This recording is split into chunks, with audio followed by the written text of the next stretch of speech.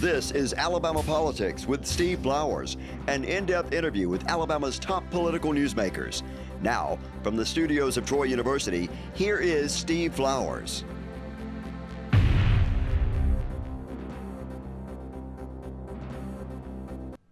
I'm Steve Flowers, and welcome to Alabama Politics. Folks, we're very fortunate tonight to have as our guest an outstanding young man, an Assistant Attorney General named Thomas Govan. Thomas is a candidate for the Court of Criminal Appeals in this March 5th Republican primary, which is tantamount to election for an open seat on the Court of Criminal Appeals here. He's perfectly qualified. He has had 15 years experience as a prosecutor, and he knows the criminal court system very well. And we're glad to have Thomas Govan with us. Thomas, good to have you on the show. Steve, thank you so much. I was grateful for the opportunity to visit with you and your viewers as well. Well, we've been doing this show here in Montgomery for about 15 years now, and we've had a lot of good guests, and you're one of the good ones. Thomas, you are, as I said in the intro, being a prosecutor and assistant attorney general is a perfect background for the job you're running for. Tell folks what you do in the Attorney General's office, how long you've been there, and when you started. And you're head of the criminal division, aren't you? Yes, sir. Sure am. Tell us the whole thing. Don't be too modest, because you're running for office. You know, you gotta promote yourself a little bit. So that's exactly so let's right. say, what year did you start, and tell us about the entire career of 15 years and then you skipped over there and went to the U.S. Attorney's office for a little while. I sure did. Go over your career. What year did it start and everything? So I started went to University of Alabama Law School and started in 2007 at the Attorney General's office. Now I'm That's over. been almost 16 years ago. Yes, so approached my 16th year. Uh-huh. So and been blessed to be able to accomplish and serve quite a bit. I started in the capital litigation division, which is the division that handles capital murder and death penalty cases and prosecuted them on appeal in state and federal Who was Attorney courts. General when you did that? Troy King was the Attorney General. Well, now, those jobs, make it clear, they're not political jobs. Those are bureaucratic state merit system jobs. Absolutely. So, correct. I mean, when someone comes in as Attorney General, he has very few, he doesn't have many of the prosecutors. You're a professional career prosecutor. Correct. So you've not been Correct. politically appointed. You've been. That's absolutely it's right. a bureaucratic state of merit system job. That's absolutely right. And most of the prosecutors or attorneys in the Attorney General's office are that way, because you need consistency throughout from term to term, AG to AG, to do the actual work of the office and to serve the people. So I started there and was blessed really to do some challenging work. These are very difficult cases. We would go into circuit courts in Alabama, in the appellate courts, in the Court of Criminal Appeals, the court I'm running for, federal court, and prosecute the appellate side of the capital murder cases after conviction for many, many years against Let me stop you right there. Have you always specialized in capital murder cases? For the majority of my career, yes. And I did a little bit of prosecution, some white-collar prosecution at the beginning of my career. Now I'm the head of the criminal trials division for the Attorney General's office, and most of our cases are violent crime cases, capital murders, murder cases, robberies, but we do a little bit of everything from misdemeanors all the way up to capital murder cases. So we try all over the state just about everything, but the cases that we actually get are most of the time violent crime cases. Well, now, you get handed off the case from the local DA. Correct. The local DA prosecutes them, and like say here in Montgomery County. Sure. Someone commits a crime here in Montgomery County, a serious crime, then what's the DA here's name? David Bailey. Darrell Bailey. Darrell Yes, Bailey. sir. He prosecutes them, and then most criminal defendants under our current court system, someone pays their legal fees. I mean, you're entitled to a lawyer, because I would say that most of the criminals that are being prosecuted can't afford a lawyer, can they? So they're given I mean, how does that work? How do they get to decide whether they get a free defender or not? How does that work? So generally, at your initial appearance, the court will ask whether you have counsel appointed. That's one of the standard questions they'll go over. And if you are able to retain an attorney, typically your attorney is going to be there, or you'll notify the court that you have an attorney. Or if the defendant says, I can't afford an attorney, the judge will have them fill out paperwork, and each county is a little bit different. Sometimes they'll have a public defender's office like they do in Montgomery, or sometimes full-time. Some other counties they'll have. Who funds those people? So that they're a state office. It's Okay. state funded. So anytime, and even if there's not a full-time office, if you're appointed an attorney, that attorney is going to bill for his or her time to an office in Montgomery. Well, now, Thomas, that is a federal court decision from decades ago, that people have to have a right to an attorney. So you got to expect that if someone is being prosecuted here in Montgomery or any other 67 counties, that they've got whether they got the means or not, they're going to probably appeal that thing because they've got nothing to lose not to. Well, and that's why, my experience as an appellate and as a trial prosecutor is so valuable, because you're right, the Court of Criminal Appeals is one of the busiest courts in the state because of all the cases that are appealed all over the state when there's a conviction up to that one court. So they have a very busy caseload. And so that's one of the things I've been blessed for, practicing in that court for over a decade, briefing in that court, fighting for the convictions on the part of the state. I've been blessed to work in that court. I know kind of how that court operates because I practiced there, had dozens of oral arguments there. So that is really something that will be a benefit, that I can step right in and efficiently and effectively work through the caseload if I'm elected as a judge. But I've also, in my role now as a trial attorney, leading prosecutors. We try cases all over the state. So that's really an added bonus, that I have practical experience of how some of those decisions that come out from the Court of Criminal Appeals, how they have an effect on judges and attorneys and prosecutors and law enforcement, and most importantly, victims of crime. Defendants too, as a judge, you have to worry about everybody's rights, but how those decisions affect actual practice of criminal law that's happening day in and day out in courthouses throughout the state. I've had a lot of the Court of Criminal Appeals judges on this show. Mary Wyndham, Chris McCool, Richard Miner, and each one of them, I've understood the court system a lot better. They do. You're asking for a job on a court that is extremely busy, because just about every criminal is convicted. I don't say every, but what percent they got nothing to lose, especially if they've done a serious crime. Sure. And they've been accused and convicted of murder. Then they come before your Court of Criminal Appeals. Well, they're going to probably want to come there because they got no reason not to.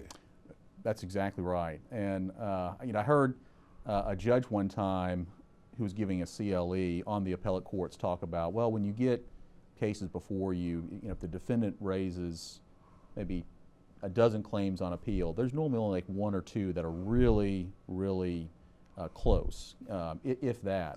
But to your point, that doesn't mean that there's still not going to be an appeal. And many cases throughout the state, there's going to be a plea, and as part of that plea, there may be an agreement not to appeal.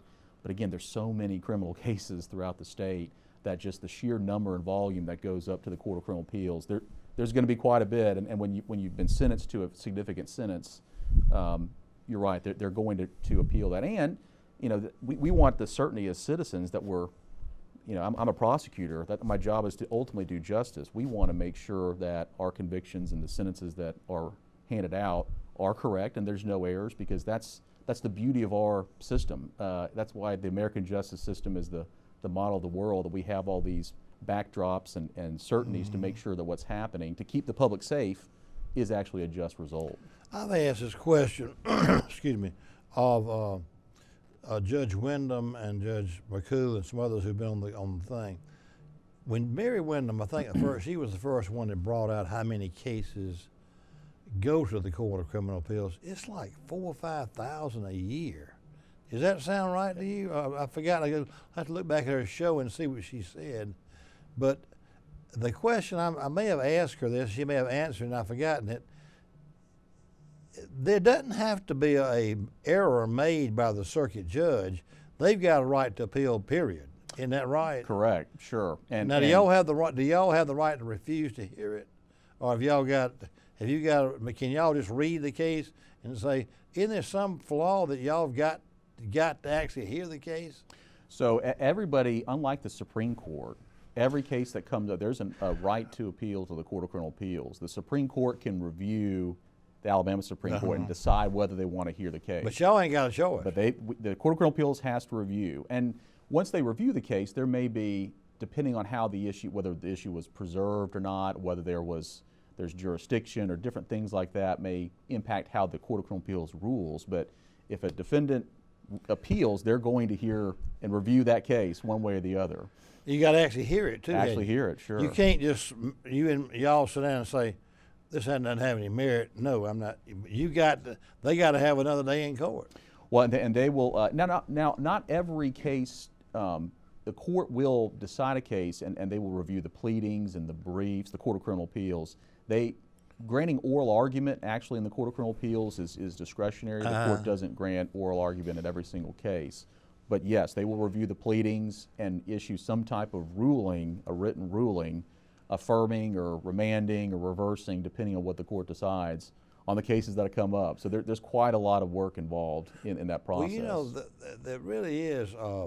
Now, y'all go by the precedent set by the Supreme Court on like if this guy, the DNA says he's guilty of this crime, and he's been convicted by a jury, and it's obvious the guy is pretty guilty. Is there some court thing that y'all follow that, I guess by the state Supreme Court and the United States Supreme Court, y'all follow stare decisis that the precedent is set? Absolutely. Whatever Absolutely. the Supreme Court says, if we've had 3 true DNA tests and a jury has convicted him, then the Supreme Court has said this guy is pretty guilty. Now, does that guy still get a day in court? So yes, if on direct appeal, there's kind of 3 different stages to the appellate process. There's the direct appeal, which goes straight up from the court of conviction up to the Court of Criminal Appeals. And yes, everyone would be able to take advantage of that, provided they haven't waived it. Then there's the state post-conviction proceedings, which are contained in the Rule 32 of the Rules of Criminal Procedure. And it's essentially another process where a defendant can go back into the circuit court where they were convicted and file a petition raising certain specific claims. Now, there are certain bars that, if it's something you could have raised on your direct appeal or at trial, that may bar, but that the relief you're seeking there, but that goes up to the Court of Criminal Appeals as well. And ultimately, there's federal habeas petitions that are filed, but that's something that's handled in federal court. But yes, so then, and that's why it's important to have I think one of the unique things about my background is I've practiced in all those different levels. I've handled cases in federal court and state court. I've argued a case in the U.S. Supreme Court. I've tried a case in federal court, tried cases in state court. So all the different kind of procedural things that happen or different rules that the Court of Criminal Appeals has to follow, I've litigated or had experience in all those different fields. So that's one of the unique things I think that I've been blessed about it, to bring that experience hopefully to the Court of Criminal Appeals. Let me ask you this: when you were a law student at Alabama, did you think you were going into criminal prosecution or criminal defense, or what do you think you'd be doing at 40? You're 41 years old now. Yes, when you were a 22-year-old law student, second-year law student, or third-year law student at Alabama, what area of law do you think you might go in this? Sure. No, actually, I did. I wanted to litigate, and I've always just had a feeling and calling to public service. Just government, and just an amazing thing. It's one of the amazing things about our country, and I've always wanted to serve. And so I wanted to litigate, and I wanted to be a prosecutor. That's just kind of where I was bent philosophically. And also too, one of the neat things you mentioned, law school. In law schools, it's you're doing a lot of philosophical studying, learning about laws and constitutional principles, and that's one of the neat things as a prosecutor, both an appellate and a trial prosecutor. You get to deal with all these issues. I mean, every case there's going to be a 4th or 5th or 6th or 8th Amendment issue, and the things you learn about in law school, you really get to work out and actually litigate and practice with in your career, and that's neat. And second, just to be able to help real people, and that is one of the most rewarding things about my job, is to try to bring some manner of justice to someone whose life really has been impacted by crime, and to tell their story in court, to stand up for them, and to provide consistency for Alabamians' laws. That's one of the really neat things about my job. It's big, it's profound. You're working for the entire state, but you're also working for an individual victim to be able to seek justice for them in whatever situation they're dealing with. And that gives you a lot of motivation to get up in the morning to go to work. Thomas, speaking of that, you are head of the criminal division. Now you oversee quite a few attorneys. How many attorneys do you oversee? How many assistant attorney generals are there? Well, in the office, there's quite a bit. There's probably over 70 total, but in my division, there's 9 right now. We fluctuate between 9 or 10, and all very seasoned prosecutors. Many of them have come from a district attorney's office before, so it is a treat to be able to work with experienced, talented folks. But so we get to go all over the state and try cases, and a lot of, as you mentioned, sometimes there are cases where a district attorney's office, the way the criminal trials division gets cases, sometimes we will investigate the case from the very beginning. Sometimes it's where a district attorney has asked us, may they have a conflict for some reason to handle a case, or they'd like our assistance or help. And we love working with our partners and all the great DAs around the state, law enforcement, and so that's a special privilege to be able to work with law enforcement all over the state. And just one of the really benefits to get to know folks in different jurisdictions, different parts of the state, and feel like you're making an impact not just in one area, but all over the state. Well, let me ask you this. Where do most of the requests come from, urban or rural counties for y'all's assistance? Or is it mixed? It really is mixed. I mean, there's really no set way. I will say sometimes with just the huge caseload that folks have, sometimes in a rural county, they may not have the time because they got to work. They may have one other assistant. The district attorney may have like one assistant there. Right. So if they have kind of a complex theft case that may take a lot of time to investigate, they may refer that to us. Just not because they can't handle it, it just takes up a lot of time, and they've got to worry about the burglaries and robberies, unfortunately, that are happening. But really, it's kind of a mix. It just really depends on. There's no rhyme or reason. A serious murder case in a rural county might need your expertise more than an urban county, I would think. Sure, and again, not that the DAs can't try that case, but sometimes it helps to have someone come in to try it with them for something that's just going to take a little bit more time. Some of the resources that our office can provide, and we want to be that partner with law enforcement and DAs around the state. You know, actually, I don't guess it's a conflict, but in some of the rural counties, the DA may be kin to the victim or something. In that case, they may want to recuse themselves. Is that correct? That's exactly right. That's how we get a lot of our cases, where I would think that you either, and it could be someone in your office who's close to the victim or close to the defendant. So it's just in everybody's best interest for someone outside to handle that case. So that's a lion's share of the types of cases we get, where it would just be better, and for the appearance of impropriety. Not that anybody doing that would wrong. be an obvious flaw Sure. that a defendant's lawyer could hang their hat on to come when they came to the y'all's Court of Criminal Appeals. That's exactly right. Say, That's exactly right. This guy, his sister was the one that was murdered. That's right. I mean, That's right. we kind of want to think there's maybe a little home cooking here. Yeah, and and everybody wants the right thing to be done. So you're exactly right. So especially in that type of a case, a very serious case, you want to make sure that everything's done correctly and that justice is done. Well, I've said this a couple times already, but your background, you couldn't have scripted it better to be on the Court of Criminal Appeals. You're running for the right job because you've been the chief prosecutor before the Court of Criminal Appeals for 16 years, and it's just, I mean, you know the law, you know criminal law, and that's what you're asking to be, is the Criminal Court of Appeals law. Thank you, yes. I've been very blessed, and I've just been blessed with some unique experiences in my career. So I think this is I've wanted to serve as a prosecutor my entire career, and I think this is an opportunity to serve in a new capacity where I could really add value to the state of Alabama. I've said this before in other offices. I think young Boozer, if there was a merit system for being state treasurer, they'd pick Young.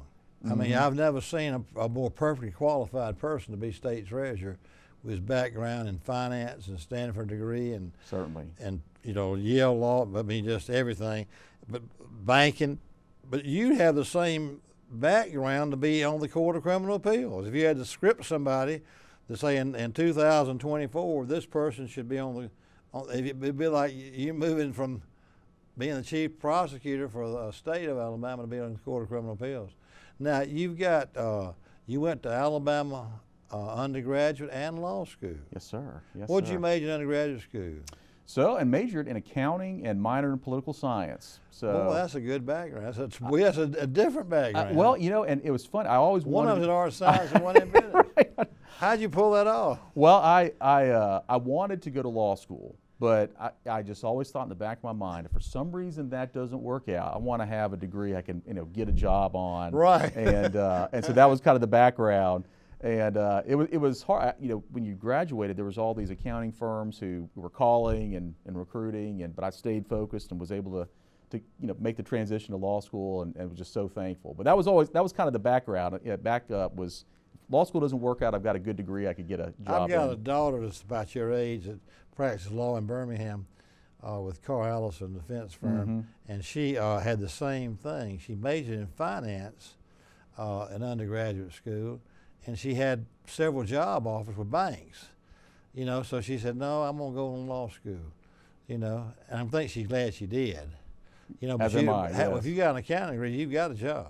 Well, that's absolutely true.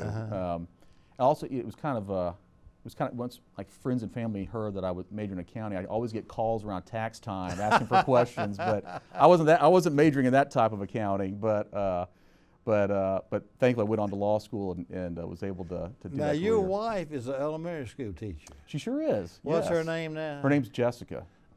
Did y'all meet in college, or how'd y'all meet? We did. We met at Alabama. Where's she from originally? Originally, she's from Memphis. Okay. And we met in Tuscaloosa, and she married me and changed my life forever. It was the best decision I ever made. And we moved to Montgomery and made Montgomery our home. And You've been here for about 20 years then. Almost, yes, getting close. Your children born here? Yes. Tell us about all four of your children now. Yes, thhank you for asking. That they're all born here and all born in school, Montgomery. Yes, so they're got 2 daughters and 2 sons. The oldest daughters are 12 and 10, and my sons are 7 and 4, we've just been so blessed. They each kind of have a buddy to be friends with and to go through life together. And my wife is really a blessing. She was a photographer and was able to stay at home when the kids were younger, and now teaches at my kids' school, Trinity School in Montgomery. And so teaches at the same school they go to? Yes, which is what an does she absolute teach? blessing.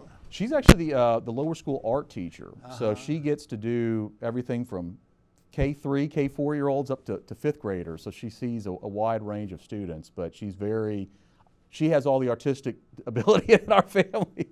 And so I'm very blessed to have her, and she's just a wonderful mother, kind of the glue that keeps our family together. Do you, who was the head coach when were y'all the same age? You and Jessica was about the same? She's a few years younger than I am. But who was coaching there in that time? So Saban wasn't there yet? No, he got hired after I left. During all that mess when they had about 4 or 5 coaches in one year, didn't we? That was exactly when I was there. I think I came in with Dubose and then the Franchione and Mike Price for a minute, and Shula was at the tail end of my law school career. So I'm a big Alabama. I went to Alabama to school. I'm a big Alabama football fan. I followed, but I'm so old. Bryant was there when I was there. Well, those are I was there from fantastic 70 years. to 74, and it was a fun time. But we have a great football tradition in Alabama. No, it is.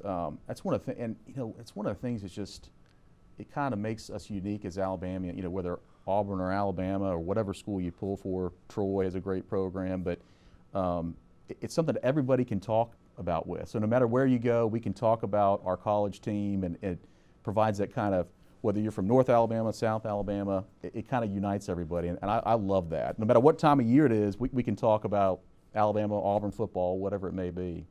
Let's, for the last 2 minutes, let's go real quickly. The Court of Criminal Appeals has 5 members. Yes, sir. The Court of Civil Appeals has 5 members. Correct. Then there's 9 members on the Supreme Court. Now, on the Court of Criminal Appeals, the position, who are the current members of the Court of Criminal Appeals? Judge Mary Wyndham, Richard Minor, Chris McCool. Who are the other 2? I forget. Judge Cole and Judge Kellum. That's right. Beth Kellum. Beth's been on there a long time. Yes, she sure has. She's one of the more tenured members. I asked her the other day. She's running for re-election, ain't she? Or is she? She will be up in 2026. Okay, that's right. Yes, yeah. sir. So Beth Kellum. So in the middle, Chris McCool is running for the Supreme Court, and you're running for the open seat. Absolutely. For the Court of Criminal Appeals. Yes. Well, how you enjoying traveling around the state? Oh, absolutely. It has been a big state, isn't it? It is a very big state, but it has been fantastic. I have enjoyed so much going around the state, meeting different folks, and developing friendships and relationships with folks. Last week I was in North Alabama a lot. This week I'll be in South Alabama. It really adds some pride to you as an Alabamian to see all the beauty of the state, all the resources we have, the great people we have. It has been truly a lot of fun. It is a beautiful state, and it's such a diverse state. When you start up there in the Tennessee Valley and you go all the way to the Gulf, I mean, can you imagine, the terrain really is different, isn't it? Oh, absolutely. I mean, from the beautiful beaches to the mountainous kind of areas of the northeast, it is absolutely beautiful. And we're just blessed, I mean, just to live in an area of the country, we have all those different, you mentioned diverse parts of the state. It really is a treat. Well, time's up. Folks, our guest tonight has been Thomas Govan, who is the Chief Prosecutor with the Attorney General's Office of Alabama, and he's running for the Court of Criminal Appeals in this coming March 5th Republican primary. All of our judges in the state are Republican, and to win the Republican primary in March is tantamount to election. So we thank Thomas Govan for being with us, and we thank you viewers for watching. Hope you tune again next week for Alabama Politics. Thank y'all. Thank you, Thomas. Steve, thank you so much.